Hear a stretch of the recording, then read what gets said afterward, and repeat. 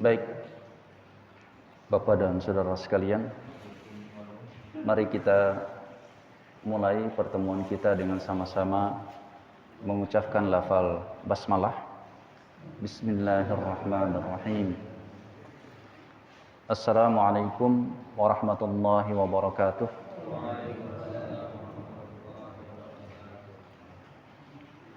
Alhamdulillahilladzi hadana lihada wa ma kunna linahtadiya laula an hadanallah. Laqad ja'at rusulu rabbina bil haqq wa nudu an tilkumul jannah awristumuha bima kuntum ta'malun. Asyhadu an la ilaha illallah wahdahu la syarikalah wa asyhadu anna Muhammadan abduhu wa rasuluh la nabiyya ba'dah. Allahumma salli wa sallim ala nabiyyina Muhammadin wa ala alihi wa ashabihi wa man tabi'ahum bi ihsanin ila yaumil qiyamah. Amma ba'du. Bapak dan Saudara jamaah salat subuh Masjid At-Taubah Taman Raya Citayam. Pada kesempatan kali ini, setelah kita melakukan aktivitas terbaik di pagi hari, sujud dan ruku bersama-sama di rumah Allah dalam suasana hujan, di mana rahmat Allah Subhanahu wa taala akan mudah kita dapatkan. Doa dan munajat kita akan semakin diijabah oleh Allah Subhanahu wa taala. Mari kita berdoa semoga Allah Subhanahu wa taala memberkahi pertemuan kita.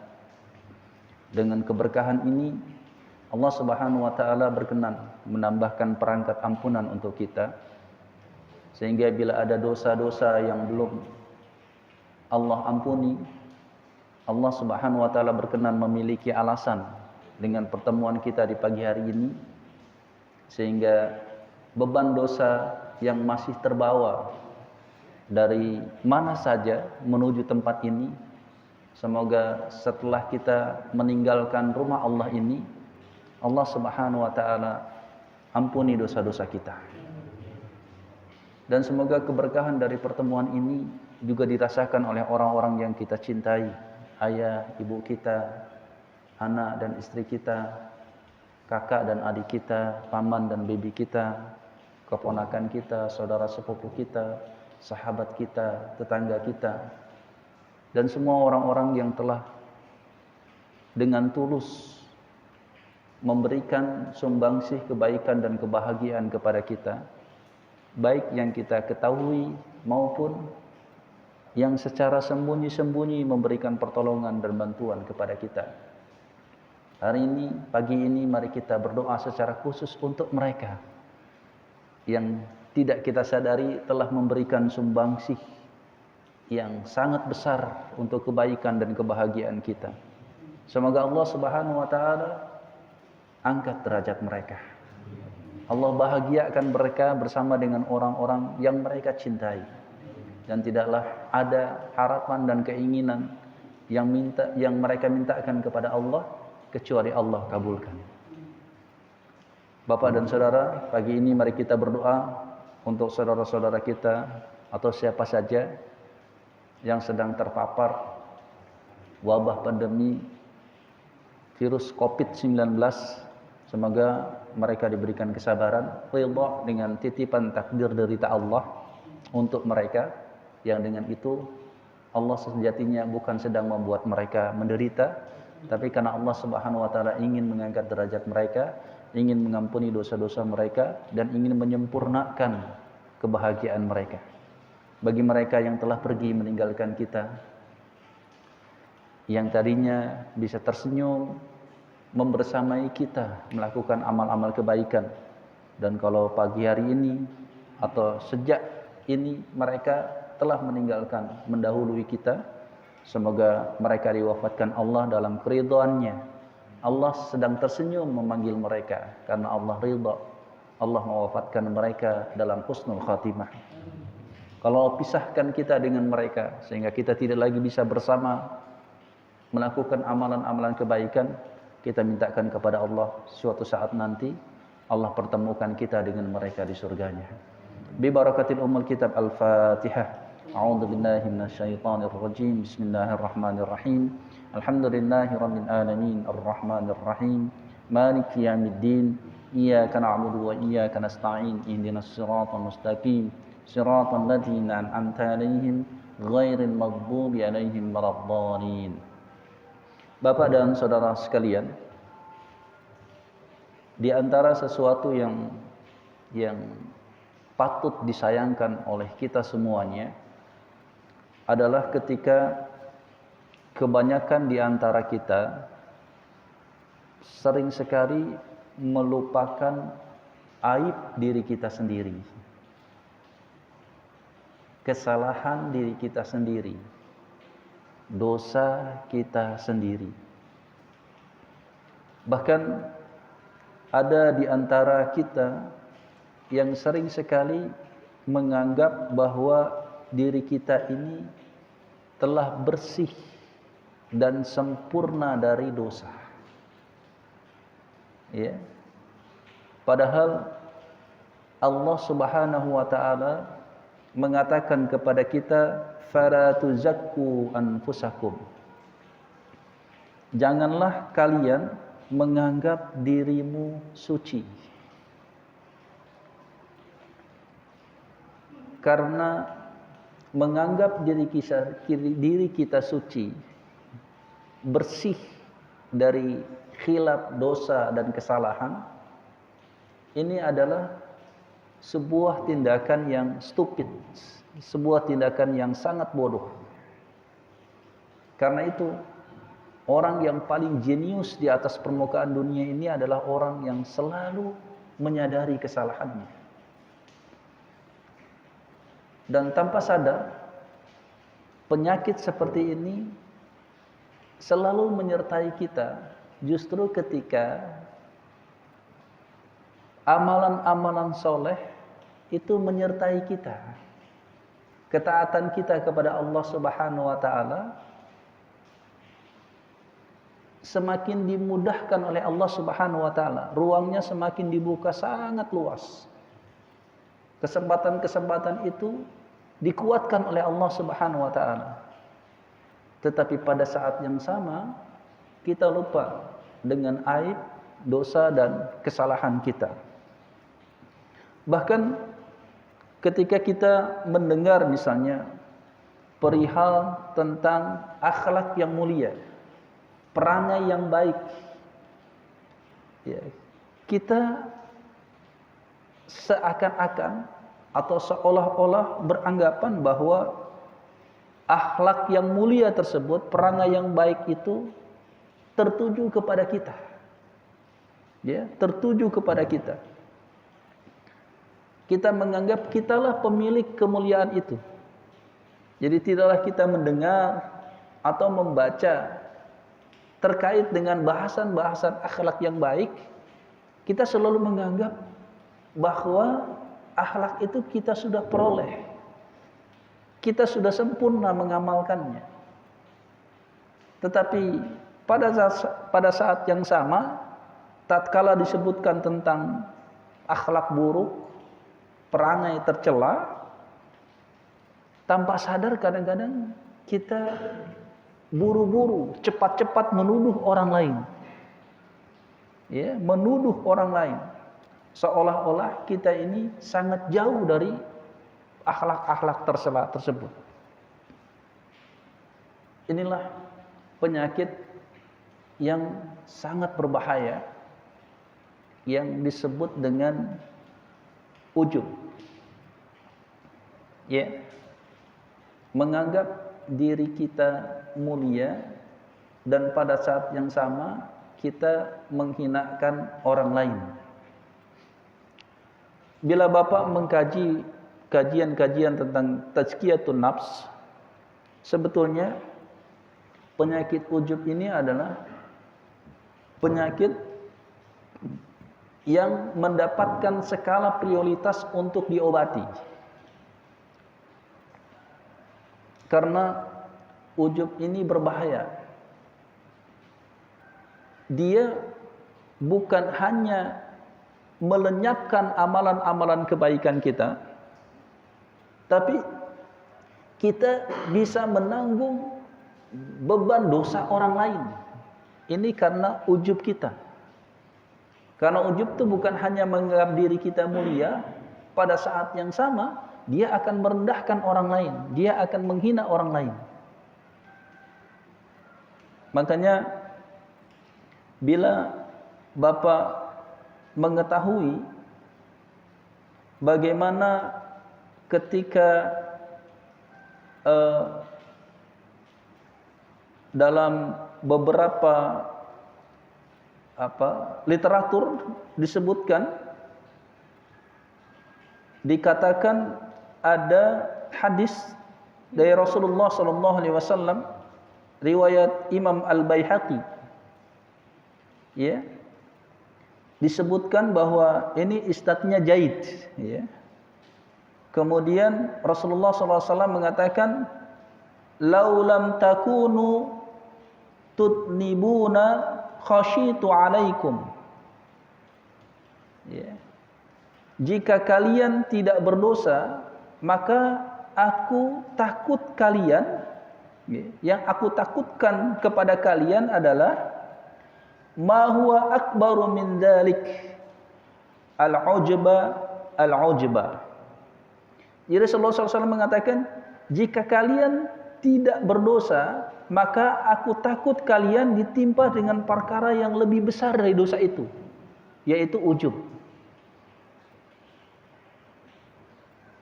Maka di antara salah satu hikmah mengapa Allah Subhanahu wa taala masih memberikan potensi dosa kepada kita, mengapa kita tidak dibersihkan sebagaimana malaikat misalnya.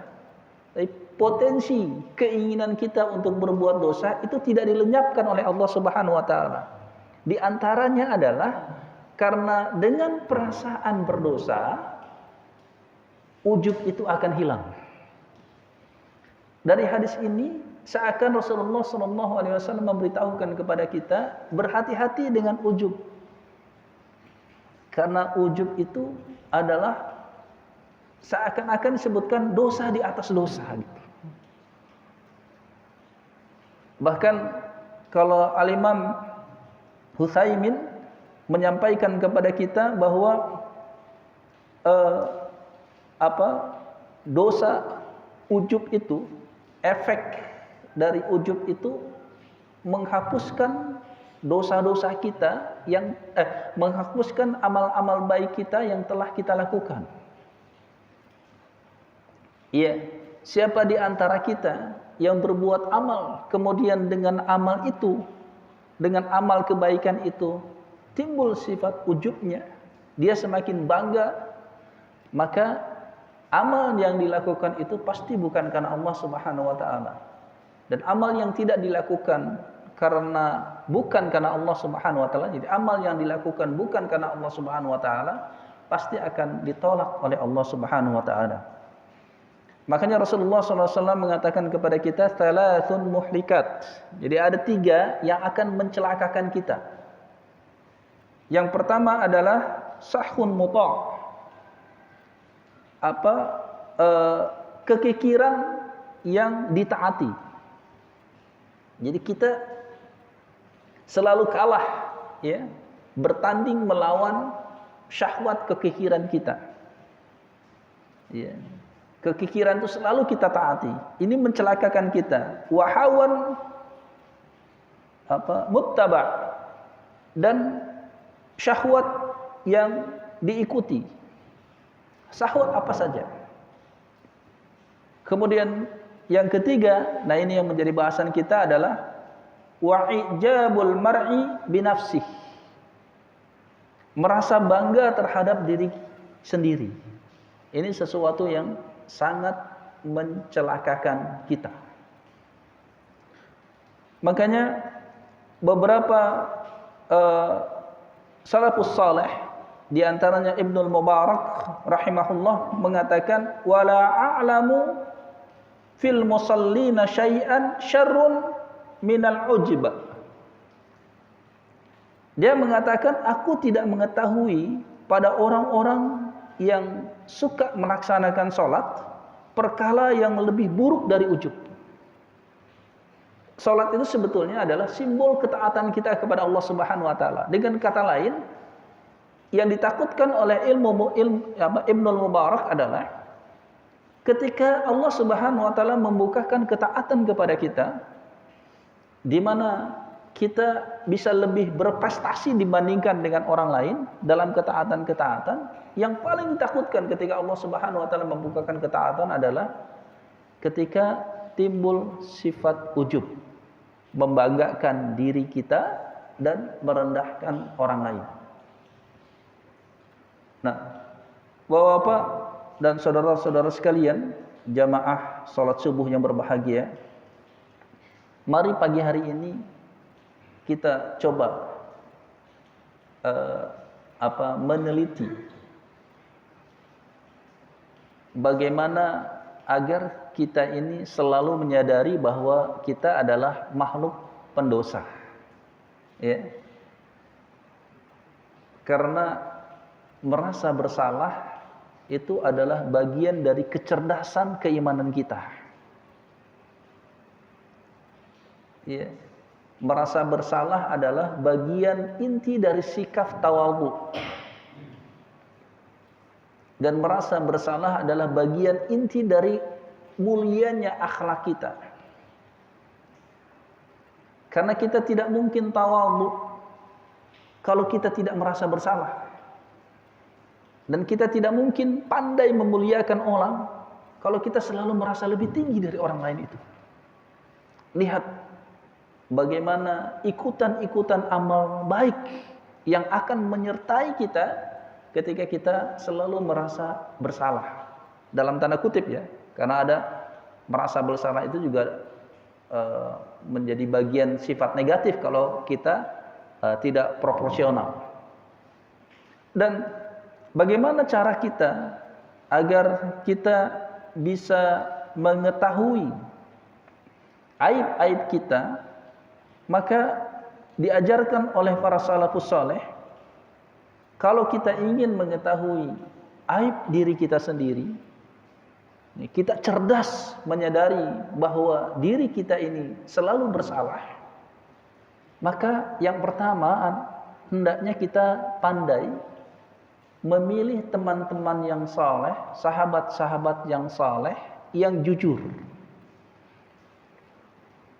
Ini penting, ya, karena sahabat yang saleh, saudara yang saleh, teman yang baik untuk kita adalah teman yang dia tidak ingin kita ini dimurkai oleh Allah.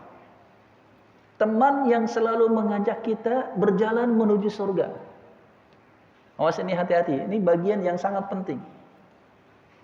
Karena itu sering sekali ketika kita seharusnya bersyukur kepada Allah Subhanahu wa taala karena Allah Subhanahu wa taala menyertai kita, mendatangi kita sahabat-sahabat yang saleh yang senantiasa memberikan peringatan kepada kita terkait kesalahan-kesalahan kita agar kita ini terhindar dari murka Allah Subhanahu wa taala. Sering sekali kita justru malah tidak suka berteman dengan orang-orang seperti ini. Padahal kalau kita melihat bagaimana Umar bin Khattab dan para sahabat Rasulullah dan para salafus saleh, mereka itu sangat berterima kasih ketika ada seseorang yang dengan lantang menyuarakan aibnya. Inilah sejatinya teman terbaik itu.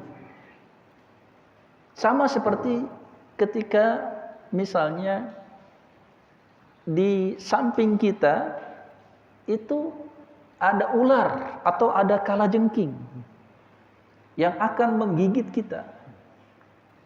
Kemudian sahabat kita yang baik itu memberitahukan, hati-hati, di situ ada ular dan kalajengking. Tentu saja kita berterima kasih kepada orang yang telah memberitahukan itu kepada kita, dan kita pasti akan membunuh ular dan atau kalajengking. Atau paling tidak kalau kita tidak membunuhnya, kita lari. Dan saya kira aib itu lebih berbahaya daripada ular dan kalajengking. Iya kan? Dosa kita itu lebih bahaya dari sekedar ular dan kalajengking. Seharusnya justru kita berterima kasih. Karena orang itu telah menyelamatkan kita dari murka dan azab Allah Subhanahu wa taala. Dan inilah sebetulnya di antara ciri teman yang baik itu. Kalau suatu saat kita membaca pesan dari teman kita, dari sahabat kita yang mungkin pesannya itu sangat menyakitkan kita, coba kita pandai menerimanya. Apalagi kalau pesan-pesan yang disampaikan itu memang nyata. Ini adalah kesalahan saya yang harus diperbaiki, dan ada seorang teman yang mengingatkan. Dan ingat Bapak-bapak sekalian, teguran seorang teman atas kesalahan kita, sehebat apapun daya tolak kita, yang pasti teguran seorang teman itu pasti akan bernilai baik untuk kita. Ya, apalagi kalau kemudian kita ikhlas dan ridha menerimanya, ya, berterima kasih, lalu memintanya untuk mendoakan dan memintanya untuk membimbing kita. Ya. Ingat, ini hanya kita peroleh dari teman-teman yang saleh dan jujur. Hati-hati berteman, kata Rasulullah SAW, berteman yang selalu memberikan pujian-pujian kepada kita. Ini teman-teman yang berbahaya. Kadang-kadang pujian-pujiannya itu basa-basi, ya, hanya untuk memuji kita agar dia mendapatkan apresiasi dari kita. Ini berhati-hati dengan teman-teman seperti ini. Bahkan sebaiknya berteman dengan yang selalu memuji kita ini sedikit dibatasi. Karena sering sekali kita ini hancur karena pujian kebaikan orang lain. Yang kedua, justru kalau kita ingin mengetahui aib kita sejatinya adalah kita harus pandai menerima pesan-pesan kebaikan dari musuh kita. Ya. Dan di antara salah satu mengapa Allah Subhanahu wa taala selalu saja mengirim orang-orang yang tidak suka dengan kebaikan kita. Kan seharusnya kan kebaikan yang kita lakukan itu menghasilkan apresiasi yang baik dari orang lain untuk kita. Tapi tidak semua Allah Subhanahu wa taala kirim untuk menyambut kebaikan kita. Selalu saja ada orang-orang jahat yang tidak suka dengan kebaikan-kebaikan kita.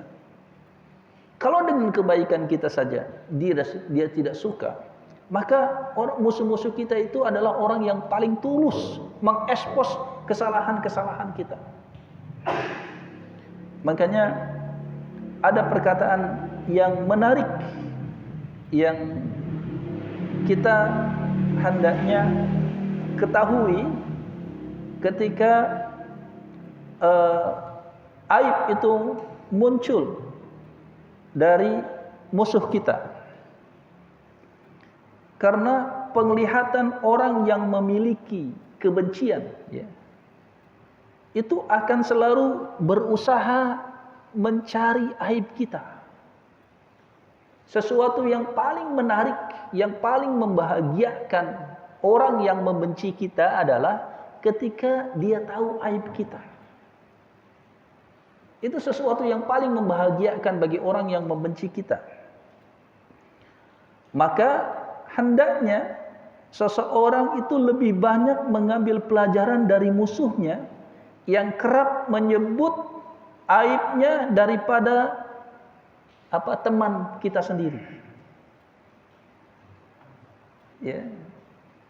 Maka Bapak-bapak sekalian, itu diantara salah satu mengapa sebagian para salafus saleh itu mensyukuri atas hadirnya musuh-musuhnya di sekelilingnya. Karena dengan keberadaan mereka, para salafus saleh itu justru semakin mawas diri, semakin pandai untuk introspeksi, bermuhasabah. Bahkan sering sekali hikmah pengetahuan akan aib kita itu lebih banyak didapatkan dari orang-orang yang memang sejatinya membenci kita. Dan itu kita tidak dapatkan dari teman kita sendiri yang kadang-kadang sering hanya berbasa-basi. Dan kadang-kadang ada teman-teman yang justru sering sekali menyembunyikan aib kita karena dia tidak ingin keberadaannya ditolak oleh kita, karena ada sesuatu yang menguntungkan mereka dari kita. Nah, dua hal ini menjadi bagian yang sangat penting buat kita. Bagaimana kita bisa mengambil banyak pelajaran dari teman-teman saleh kita yang jujur, dan pada saat yang sama kita juga harus pandai menangkap pesan kebaikan dari orang-orang yang membenci kita. Dan kemudian ada yang diajarkan oleh salafus saleh adalah kebiasaan kita untuk bertandang kepada orang-orang yang memiliki mata hati yang jernih, ya. Orang-orang tua di sekeliling kita yang mereka beramal sudah tidak lagi mengharapkan pujian, ya. Sehingga mata hati mereka itu begitu sangat jernih. Jadi kalau Bapak melihat ada seseorang, orang tua yang rajin ke masjid, kemudian tilawah, ya, nampak sekali tidak pernah ada perkataan-perkataan yang menyakitkan orang lain, maka sesekali kita hendaknya meminta nasihat. Oh, ya. Bapak, ayah misalnya, sudah lama Bapak mengenal saya, kira-kira apa perangai buruk saya yang pernah Bapak tangkap? Beritahukan kepada saya agar saya betul-betul bisa menyadarinya.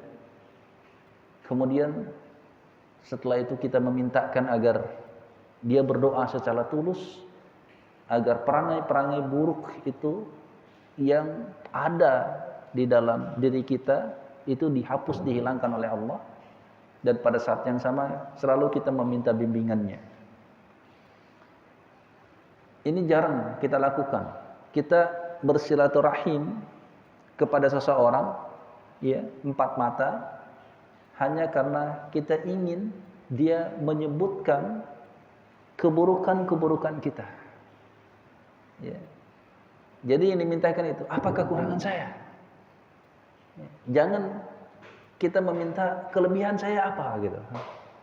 Atau sesekali Bapak bertanya kepada teman akrab, ya. Kalau tidak bertanya barangkali kirim pesan. Saya ingin betul-betul jujur dari hatimu. Ya. Ini sering dilakukan oleh para salafus saleh terdahulu. Bahkan tidak mereka tidur kecuali selalu bertanya kepada istrinya. Hari ini apa yang membuat saya tidak disukai olehmu? Perangai apa yang membuat engkau tidak suka dengan perlakuan saya? Dan itu selalu dilakukan. Bertanya, tentu saja bertanya kepada istri akan lebih aktual, ya. Apalagi kalau kemudian kita memang bertanya kepada teman-teman yang tulus, dia ingin menyelamatkan kita dari murka dan azab Allah Subhanahu wa taala. Kebiasaan kita untuk selalu bertanya, karena salah satu bentuk dari evaluasi itu tidak hanya bisa dilakukan oleh diri kita sendiri ketika kita dekat dengan Allah Subhanahu wa taala, ya, mengakui bahwa Rabbana dzalamna anfusana, bahwa kita ini telah berlaku zalim. Terkadang kalau perkataan kita kepada Allah Subhanahu wa taala dalam kesendirian kita itu kadang-kadang juga tidak tulus, hanya simbol-simbol saja. Tapi kalau kita memintakan kepada teman-teman kita secara tulus, makanya kebiasaan juga yang dilakukan oleh para ulama-ulama dahulu ketika mereka berada dalam satu halaqah, ya, karena satu halaqah itu adalah satu keluarga. Jadi ketika seseorang menyampaikan aibnya di depan keluarganya, ya keluarga, layaknya keluarga, itu tidak membuat kita sakit hati. Nah, ini juga belum banyak yang memfungsikan pertemuan-pertemuan untuk memberikan penilaian-penilaian atas kekurangan sahabat-sahabatnya agar kemudian bisa diperbaiki. Padahal kata para ulama, ini adalah bagian yang sangat penting yang akan kemudian senantiasa menyadari diri kita. Karena pesan-pesan perkataan-perkataan yang menyudutkan kita kepada ketidakbaikan itu lebih mudah untuk diingat dan ingatan kita sangat kuat. Dan kalau masukan-masukan itu hadir selalu banyak kepada kita, pasti kita akan menjadi orang yang selalu merasa bersalah. Dan orang yang selalu merasa bersalah ini adalah orang yang cerdas di hadapan Allah Subhanahu wa taala, karena akan ada banyak ikutan amalan-amalan soleh yang lainnya. Dia akan terjaga, ya, selalu melakukan amal-amal yang soleh. Baik, saya ingin coba sampaikan kepada Bapak dan saudara-saudara sekalian, ada ayat fa'amma bini'matika, ujung ayat surat Ad-Duha, fa'amma bini'mati rabbika fahaddis, ya. Adapun dengan nikmat-nikmat Rabbmu, maka tampakkanlah, sebutkanlah. Kan di antara salah satu yang membuat kita ujub adalah ketika amal-amal soleh kita ini dinampakkan oleh kita. Maka saya ingin coba kita bedakan antara tahaddus bin nikmat dengan ujub, ya. Karena ini juga perintah Allah menyebutkan nikmat-nikmat Allah, dan di antara nikmat Allah adalah kesolehan kita. Bahkan kesolehan menjadi bagian nikmat yang sangat besar. Ketika Allah Subhanahu wa taala menyuruh kepada kita untuk menampakkannya, apakah kemudian ini tidak menodai keikhlasan kita, atau tidak bahkan membuat kita semakin ujub ketika amal-amal soleh itu dinampakkan? Bapak dan saudara-saudara sekalian, bahwa menyebut nikmat Allah itu merupakan perintah dan salah satu bentuk syukur kita kepada Allah Subhanahu wa taala. Dan sekali lagi, di antara nikmat itu adalah kesalehan.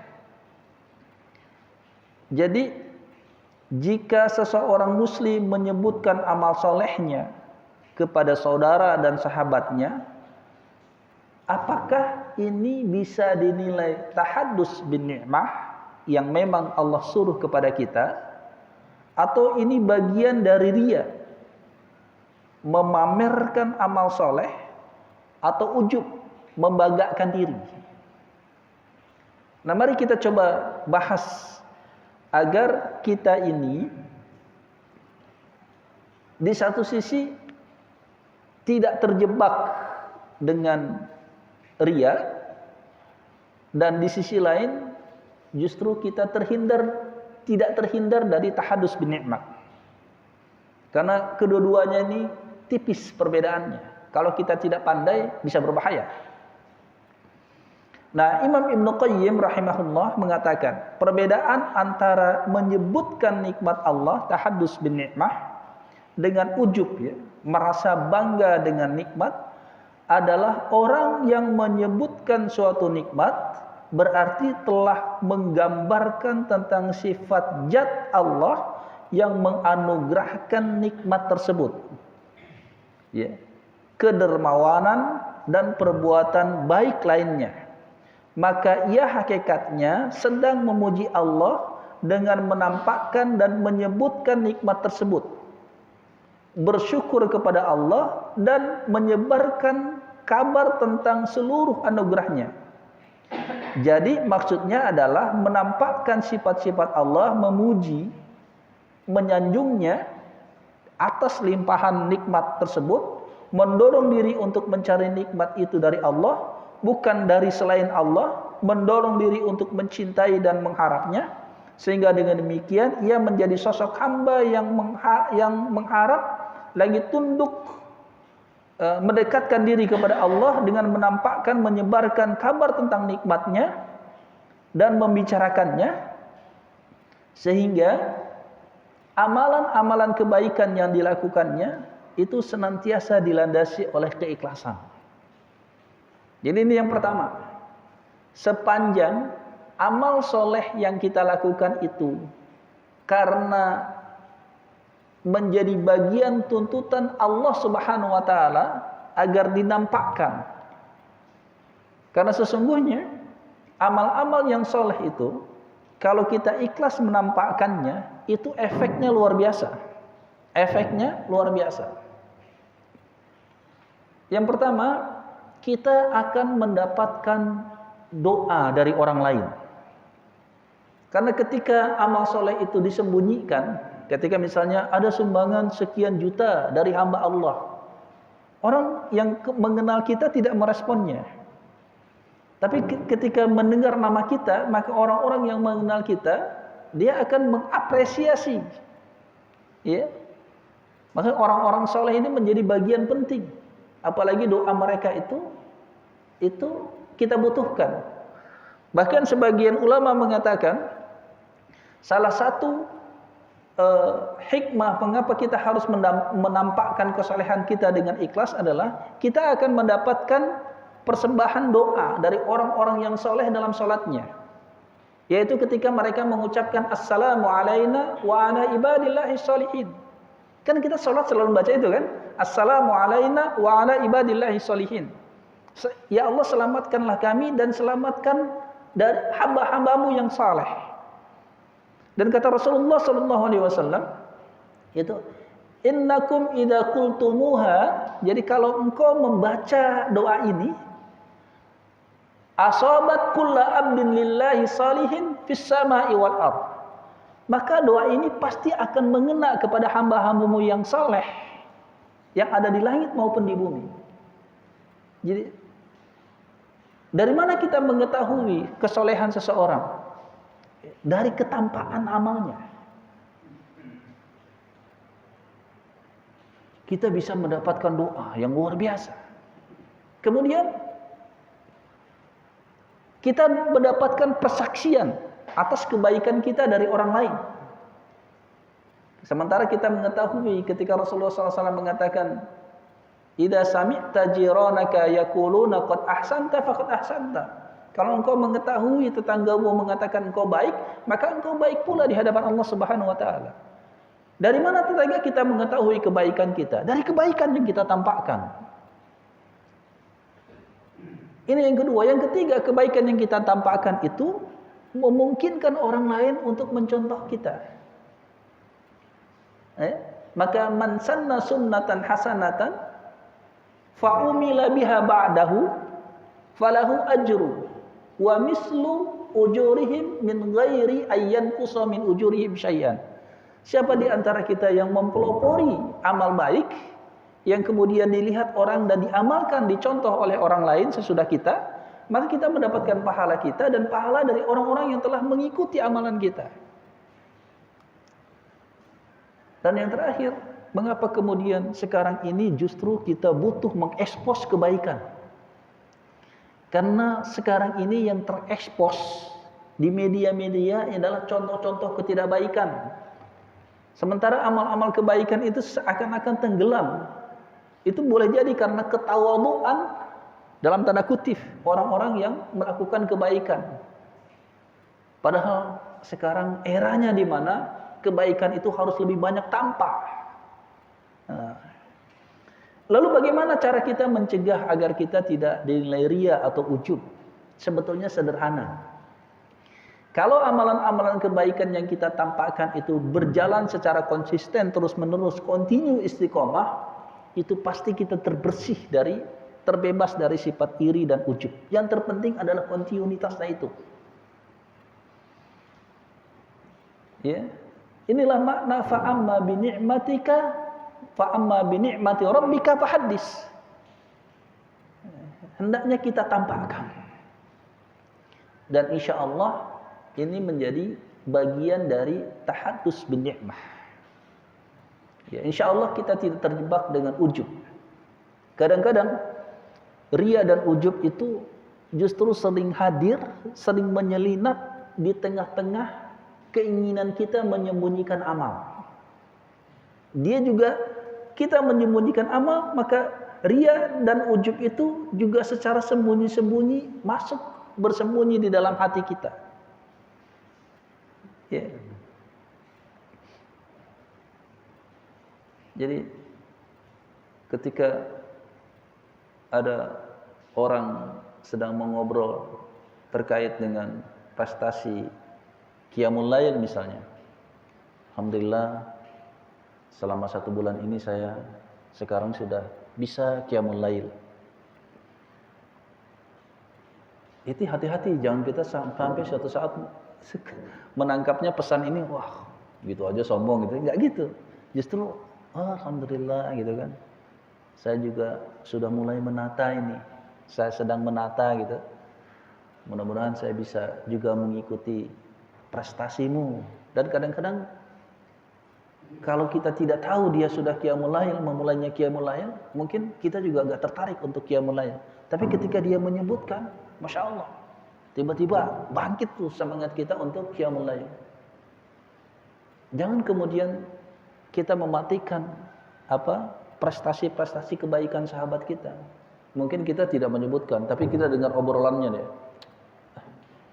Baru sebulan aja, udah sombong. Kita nggak terucap ya, sembunyi di dalam hati kita.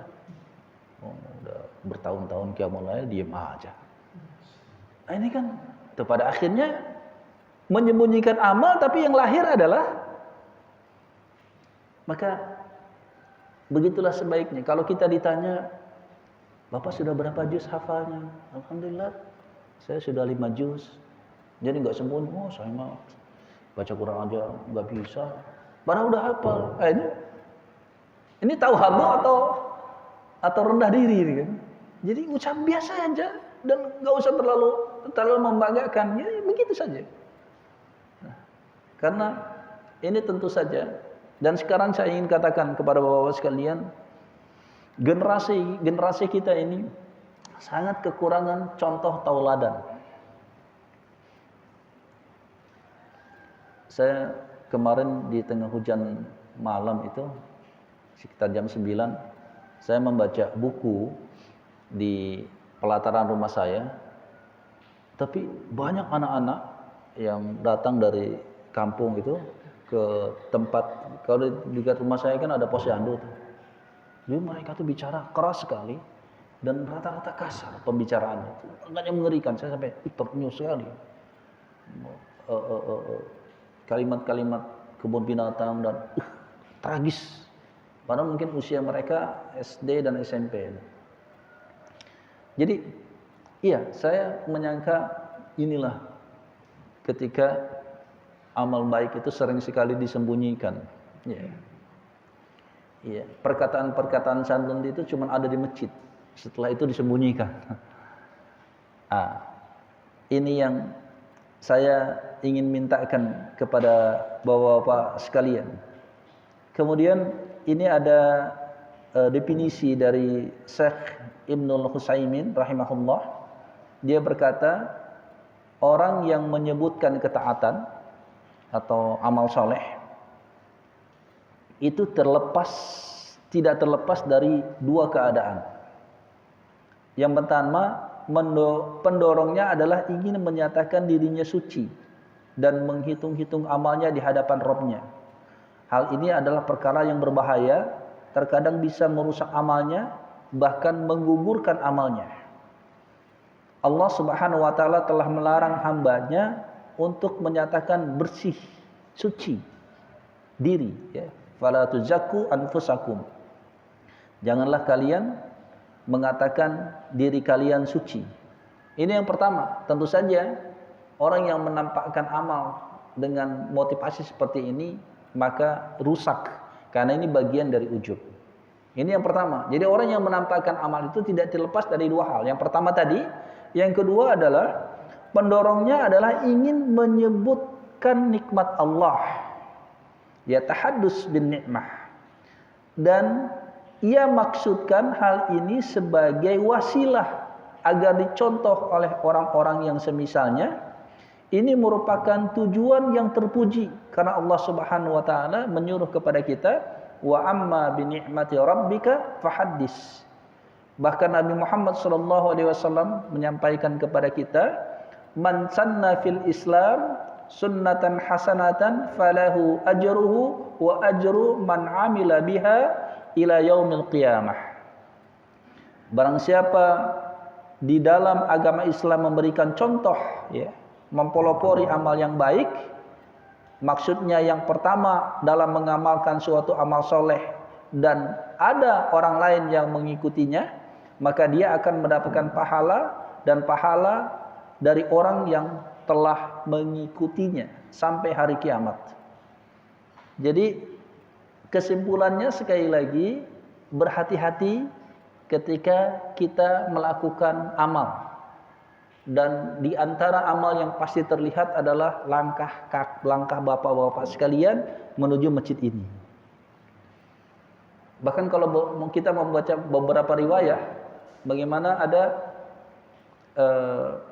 seseorang yang dimasukkan oleh Allah Subhanahu wa taala ke dalam surga karena persaksian dari orang lain bahwa kita ini ahlul masjid. Yang terpenting adalah ketika kita berangkat menuju masjid itu, ya ini adalah bagian yang harus memang kita tunjukkan bahwa kita hendak ke masjid gitu. Saya punya tetangga itu, kalau dia ke masjid itu nggak kelihatan kalau mau ke masjid. Saya pernah menegurnya. Jadi kalau dia ke masjid itu pakai celana pendek gitu kan, terus kayaknya itu disembunyiin. Ya, jangan kayak mau olahraga. Selalu begitu kalau ke masjid itu. Lalu saya tanya, kenapa?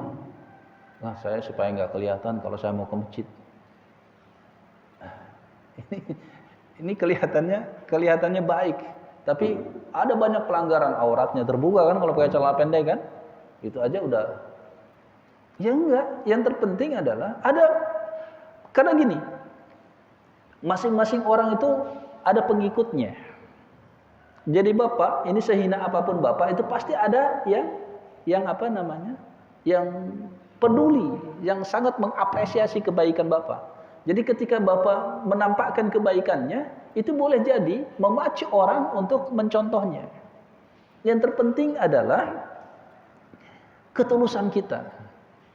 Makanya kalau orang-orang soleh terdahulu itu, mereka itu berangkat ke masjid, sering sekali berdiri lama, terutama ketika hendak sholat subuh. Ya, karena berangkatnya itu agak malam ya, agak gelap. Jadi tidak diketahui oleh tetangga-tetangga yang masih tidur.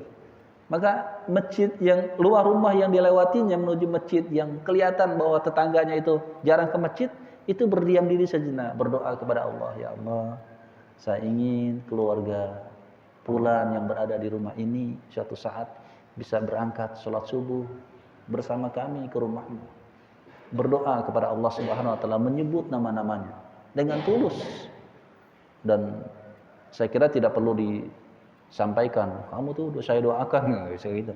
Jadi terus ini bagian ya, dan memang harus ditampakkan. Kalau tidak ditampakkan, bagaimana orang lain itu bisa mencontoh kita. Kemudian hal berikutnya, bagaimana agar kita ini bisa tersadar setelah kita mendapatkan informasi tentang aib-aib kita, lalu bagaimana agar kita ini bisa semakin memperbaiki diri, menuju kesucian diri kita. Ya, tentu saja secara tulus. Kalau di antara amalan-amalan yang bisa kita lakukan ya agar kita bisa berbenah diri, yang pertama setelah kita menyadari pasti harus diikuti dengan bertobat kepada Allah Subhanahu wa taala. Ya, bertobat itu sebetulnya prestasi puncaknya adalah berhenti. Tapi kan agak sulit juga kita memberhentikan sesuatu yang sudah menjadi tabiat kita. Ya, di antara salah satu bentuk pertaubatan yang paling ringan adalah menyadari itu sebagai sebuah kesalahan. Sehingga ketika kita melakukannya, kita lakukan secara sembunyi-sembunyi. Itu menjadi bagian penting. Ya. Karena ada di antara kita yang melakukan perbuatan maksiat, itu tidak disadarinya sebagai sebuah perbuatan dosa. Sehingga dia tidak malu lagi untuk melakukannya. Bahkan kalau di antara hal yang paling penting, ini juga yang ingin saya sampaikan kepada bapak-bapak sekalian adalah kita tidak melakukan dosa, tetapi amalan yang kita lakukan itu melebihi dosa orang lain. Padahal kita tidak berdosa. Nah, ini hati-hati juga. Ini pertobatan. Itu sebabnya mengapa pertobatan yang paling rendah adalah menyadari kesalahan. Sehingga kalau menyadari kesalahan, kalaupun dia melakukannya, dia secara sembunyi-sembunyi dan dia tidak mungkin memberikan dukungan kepada pelaku dosa itu. Tapi kalau tidak menyadari kesalahannya, dia bukan hanya menampakkan dosanya, tapi dia pasti akan memberikan dukungan kepada orang yang melakukan dosa yang sama dengan kita. Ya.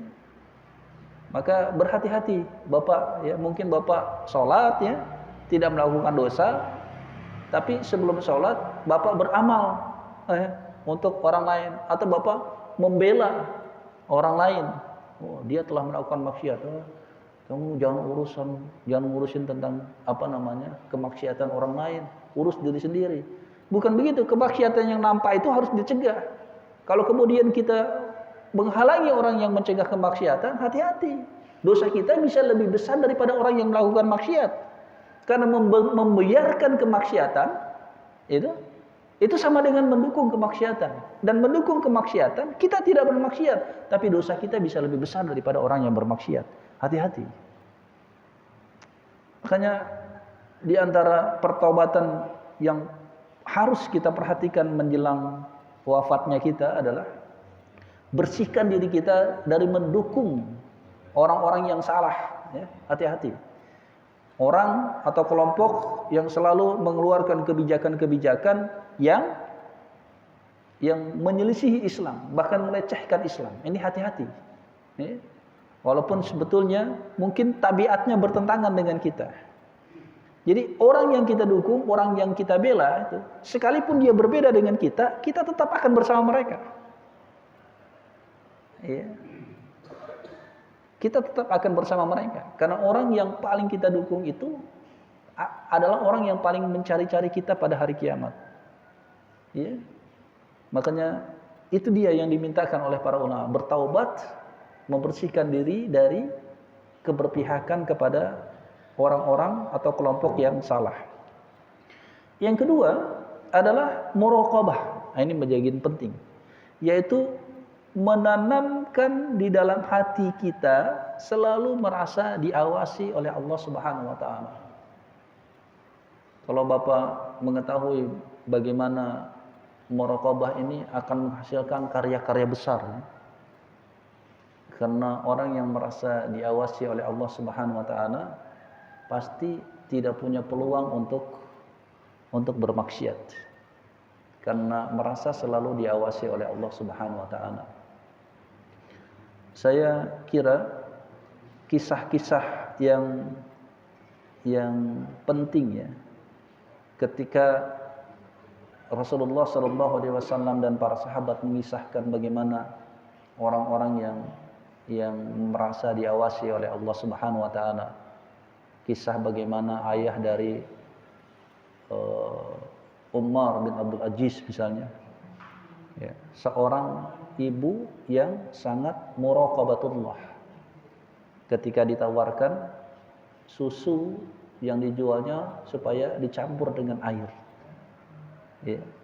Tapi dia tidak lakukan karena orang lain boleh tidak tahu, tapi Allah Subhanahu wa taala pasti tahu. Maka kalau kita ketahui ya, sifat muraqabatullah itu sangat penting untuk ditanamkan di dalam hati kita, juga dalam diri anak-anak kita. Bahkan sebagian para ulama itu salah satu hal yang paling harus kita apresiasi adalah kejujuran anak kita. Karena kejujuran adalah bagian dari penyertaan muraqabatullah di dalam hatinya. Bi, mohon maaf, tadi makanan yang Abi simpan untuk Abi, aku makan. Ini sesuatu yang sangat luar biasa, kejujuran. Abi, tadi aku nemu uang, jatuh, tapi aku tahu itu uang teman aku.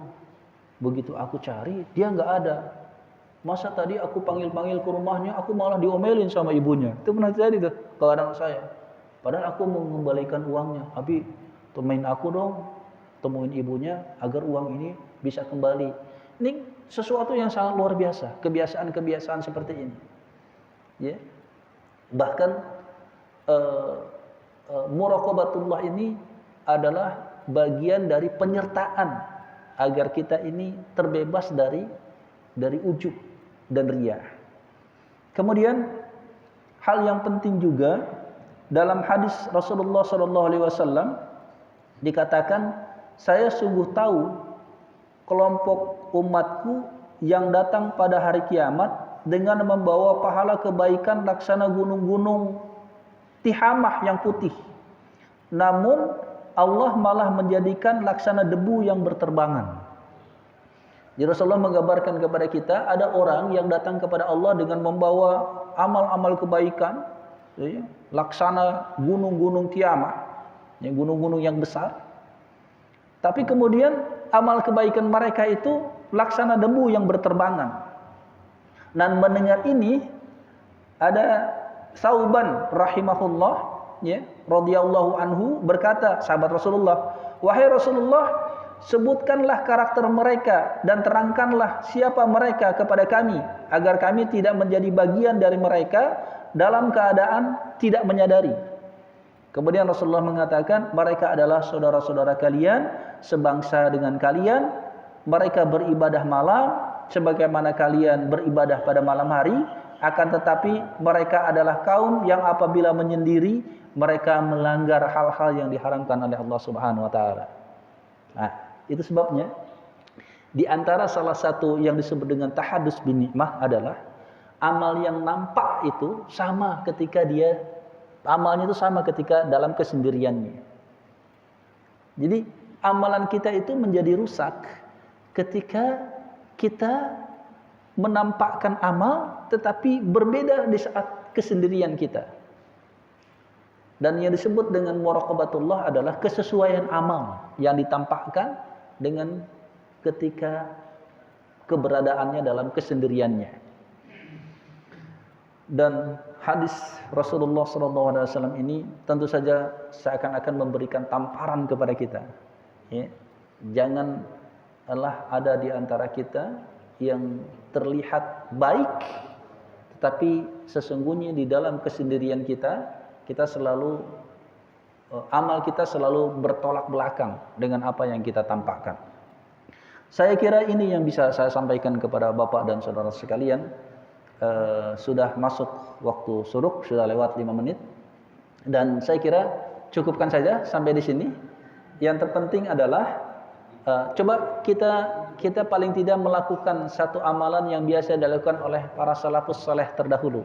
Jadi kalau Bapak berjalan berdua misalnya, pulang dari masjid ke rumah, sesekali colek.